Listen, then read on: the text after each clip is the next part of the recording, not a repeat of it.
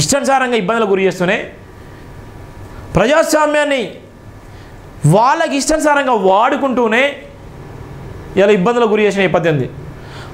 ఇక్కడ ఉన్నటువంటి పాస్టర్ అజయ్ బాబు విషయంలో వాళ్ళ అన్న ఎంత మనోవేదన గురైపోయాడు. ఆయన ఉన్నటువంటి రాజకీయ అనుభవం, ఆయనకు ఉన్నటువంటి సందర్భంలో నా తమ్ముడిని చూపించండి, నా తమ్ముడు బ్రతికున్నాడా లేడా అని చెప్పండి, నా తమ్ముడిని బ్రతికున్నాడా లేడా చెప్పండి అని ప్రాధేయపడ్డాడు. ఇదే జేబీఎం టీవీ లైవ్ ద్వారా కన్నీళ్ళు పెట్టుకున్నారు. ఆ కుటుంబం అంతా కన్నీళ్ళు పెట్టుకొని ఏడ్చింది. ఆ కుటుంబం అంతా, ప్రపంచం అంతా చూసింది, భారతదేశం అంతా చూసింది.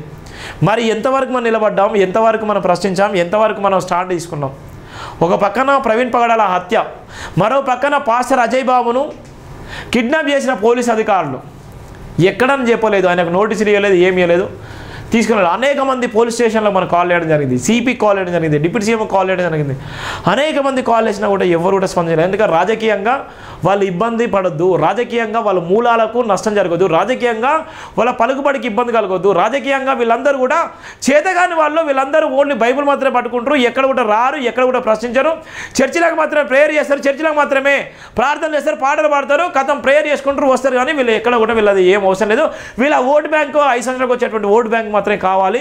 25th డిసెంబర్ క్రిస్మస్ సెలబ్రేషన్ సందర్భంగా వాళ్ళకి రావాలి, వాళ్ళకి వచ్చేయాలి, వాళ్ళతో మాటలు ఫోటోలు దిగాలి, వాళ్ళతో సంబరాలు దిగాలి, మనం ఫోటోలు తీసుకోవాలి. గంతవరకే మన జీవితాలు, గంతవరకే.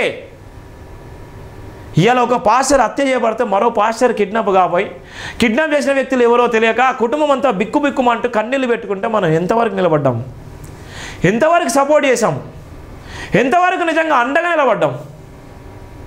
చాలా బాధ కదా. ఆ కుటుంబం, ఆ బ్రదరు కన్నీళ్ళు మున్నీళ్ళు పెట్టుకున్నాడు. ఆయన జీవితంలో ఎక్కడ తిరిగినటువంటి విధంగా తిరిగింది, నిద్రాహారాలు మాని, కనీసం టీ తాగుదామన్నా కూడా టైం లేక వాళ్ళ తమ్ముడి కోసం ఎంతో ఇబ్బంది పడ్డాడు. మరి అలాంటి బాధలు మన కళ్ళ ముందు కనబడుతుంటే కనీసం ప్రశ్నించలేకపోతున్నావా, కనీసం మాట్లాడలేకపోతున్నావా, కనీసం ఈ వీడియోలను షేర్ చేయలేకపోతున్నావా, కనీసము ఈ వీడియోల గురించి డిస్కషన్ చేయలేకపోతున్నావా, కనీసము నీ సందర్భంలో నీ సమయం ఉన్నప్పుడు నువ్వు చేయవలసిన అవసరం ఉన్నప్పుడు కూడా నువ్వు మాట్లాడలేనటువంటి దౌర్భాగ్యమైన స్థితిలో ఉన్నావా? చూడండి ఎంత దారుణమో, ఎంత దారుణమో, ఎంత భయంకరమైనటువంటి కుట్రలో చూసిన. దానిలో భాగంగానే ఎక్స్ఎంపీ హర్ష కుమార్ రాజమండ్రి మాట్లాడేటువంటి ప్రయత్నం చేస్తాను. ఎక్స్ఎంపీ హర్ష కుమార్ సార్తోని సుదీర్ఘంగా ప్రవీణ్ పగడాల విషయంలో ఒంటరి పోరాటం చేస్తున్నటువంటి హర్ష కుమార్ సార్, మాజీ ఎంపీ సార్తో కూడా మాట్లాడే ప్రయత్నం చేస్తాను.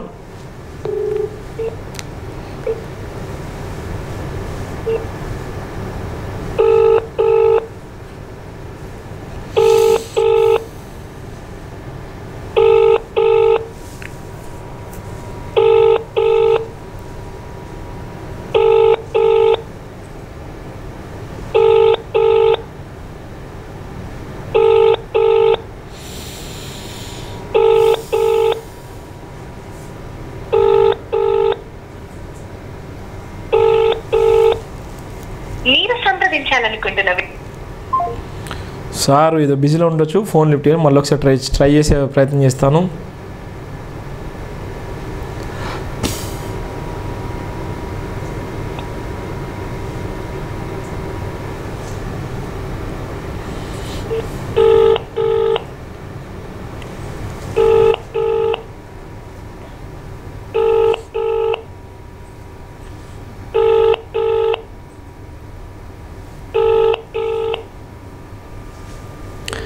ఎక్స్ఎంపీ రాజమండ్రి హర్ష కుమార్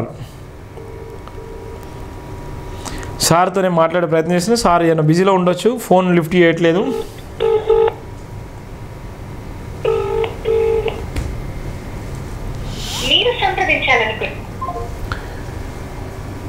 ఎవరైనా అన్యాయం జరిగితే మాట్లాడేటువంటి సందర్భం ఉంటుంది. వాళ్ళు ఎక్కడన్నా ప్రపంచవ్యాప్తంగా నిన్న యుఎస్ఏలో ఉన్నటువంటి రాజాబోడ్ అన్న ఆయన అనేకమైనటువంటి విషయాలు చెప్పడం జరిగింది. ఇవాళ ఎవరైతే మాట్లాడుతున్నారో వాళ్ళందరి కోసం నిలబడడం జరిగింది. ఆ సందర్భంలోనే చాలా వరకు కుట్ర కుతంత్రాలు చేసేటువంటి క్రమంలోనే భయంకరమైనటువంటి ఇబ్బందులకు గురించినటువంటి నేపథ్యం కూడా మనం చూస్తున్నాం.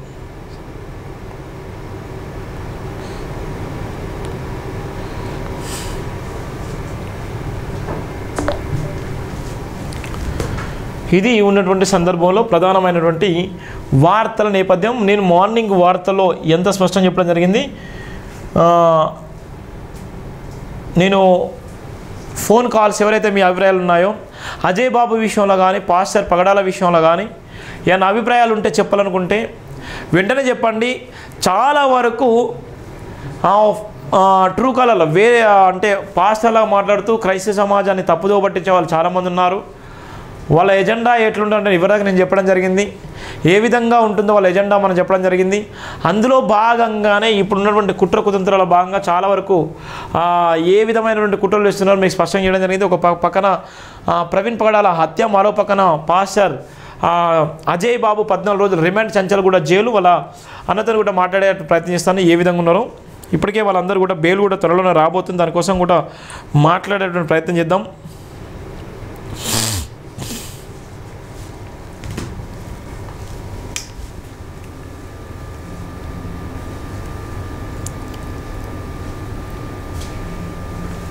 జాగ్రత్త, తెలియని నంబర్ల నుండి